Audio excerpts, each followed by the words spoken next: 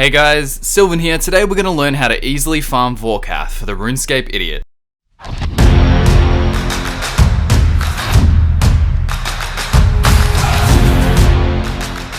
Vorkath is an undead dragon boss that you face during Dragon Slayer 2.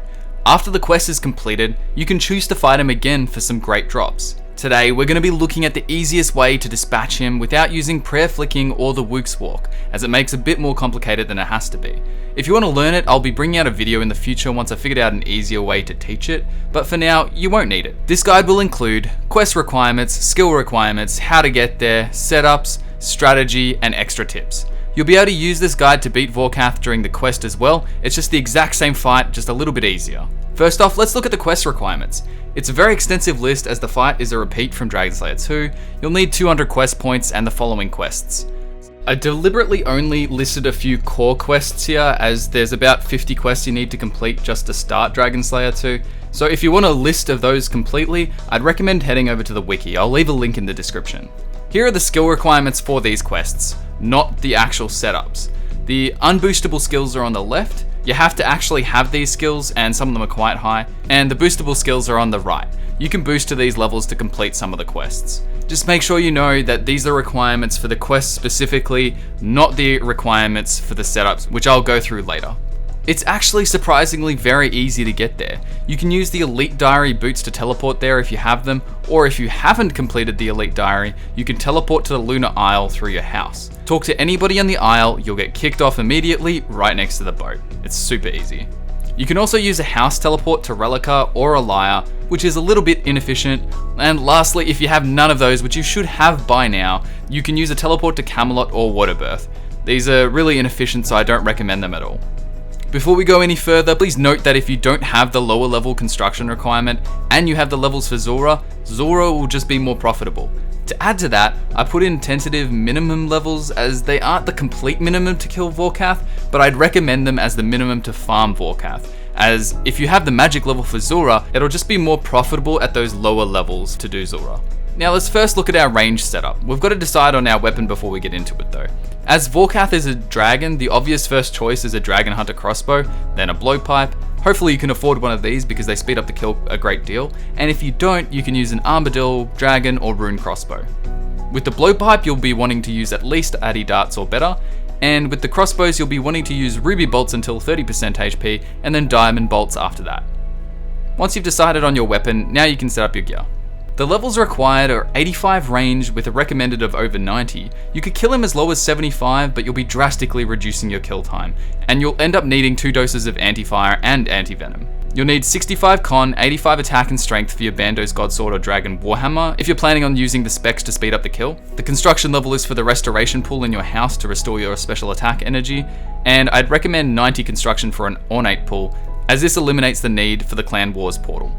At minimum, you need 44 prayer for the Eagle Eye, but the more prayer you have, the better. If you've unlocked Rigor, having 74 prayer will drastically increase your kill speed. As Vorkath is an undead boss, a Salve Amulet EI will deal bonus damage to him. This bonus does not stack with the Slayer Helm either. So Void will be your best in slot gear, and if you have decent melee levels and a Dragon Warhammer or BGS, you can take the melee helm as a swap. This way you can use the specials at the start of the fight with minimal swapping. For the Dragonfire, you'll need extended super anti-fire, a few prayer potions, and an anti-venom plus. Not just the anti-venom potion, because Vorkath uses his venom Dragonfire quite often. A rune pouch will hold your runes for Crumble Undead. I'd recommend filling your pouch with Dust, Lore, and Chaos runes. This way you have the runes for Crumble Undead and a teleport to your house. Of course you don't need the rune pouch, but again it saves 2 valuable spaces in your inventory, so I highly recommend you taking it. If you are under 90 construction, you'll also need a Ring of Dueling to restore your health and stats each fight too. Now don't forget, you can actually use a House Party world to circumvent the construction requirements, but you would probably have to be an American as it's an American world, otherwise you'll get too much lag when you're in the fight. Now for the melee method. I would very highly recommend having 65 construction at an absolute minimum so you can restore your special attack at your house. Vorkath has very high melee defense, so you really do need to drop its defenses before you fight. Also, you can actually use the Slayer Helm if you have a Torture Amulet and you're on task, but otherwise I'd take the Serp Helm with Salve Amulet. The inventory is very similar to the range method. Some people take a Dragon Defender and a Tyrannical Ring if you have the Dragon Warhammer to increase the chances of you hitting. For your weapon, Vorkath is weak to stab, so ideally you'll have a Dragon Hunter Lance, but failing that you could go with a Rapier or a Hasta. I wouldn't recommend at all taking a Whip as it would be far too slow for each kill and it's resistant to slash. A cheaper alternative for Bandos is also Obsidian Armor, but unless you have pretty decent gear, Vorkath isn't going to be as fast as you'd like. As with the range setup, you'll need a Ring of Dueling if you're under 90 construction to teleport to Clan Wars for the stat restores after each fight. Now let's get into the strategy of Vorkath. First, let's talk protection prayers. If you're using melee or a blowpipe, you'll want to use protect from magic, and if you're using a crossbow, you'll want to use protect from range. Vorkath randomly picks from 7 basic attacks and 2 special attacks while fighting.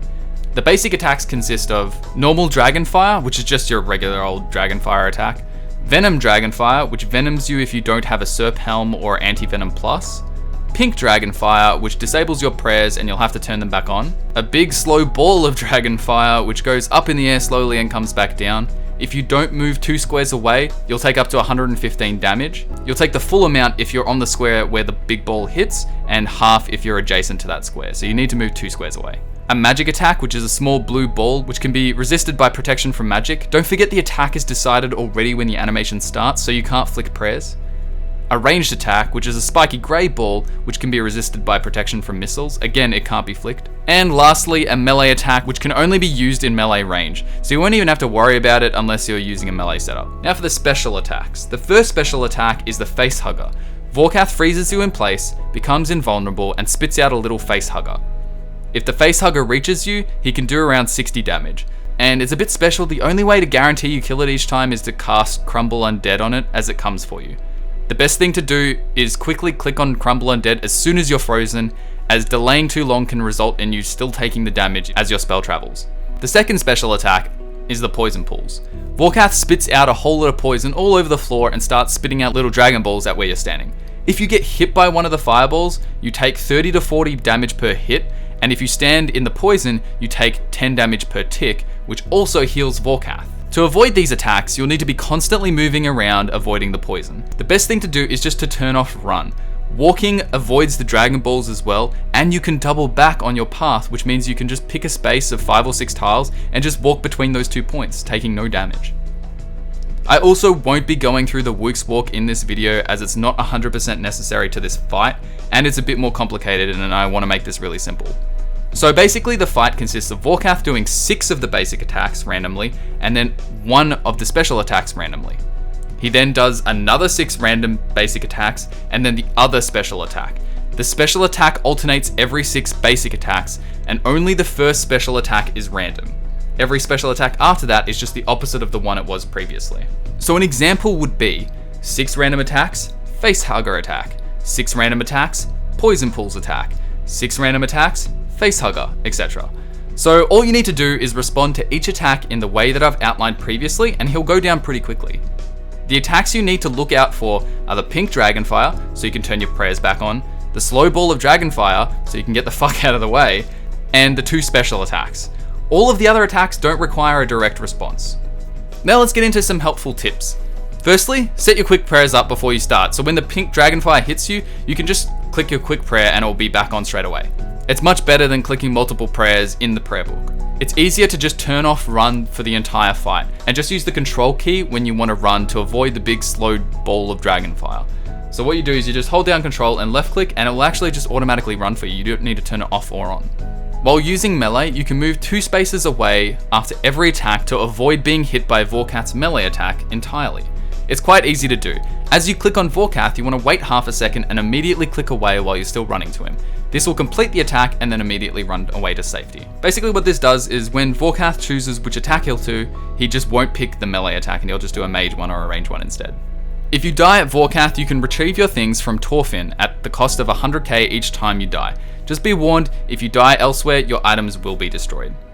You can change your spellbook to filter out everything but combat spells if you're finding that on occasion you accidentally house teleport away when you misclick Crumble Undead. I wouldn't know anything about this because I'm a superior being and this has never ever happened to me. Anyway, that's enough for this video. If you have any questions, message me in my Discord or in game and I'll always respond. Don't forget to subscribe. Bye!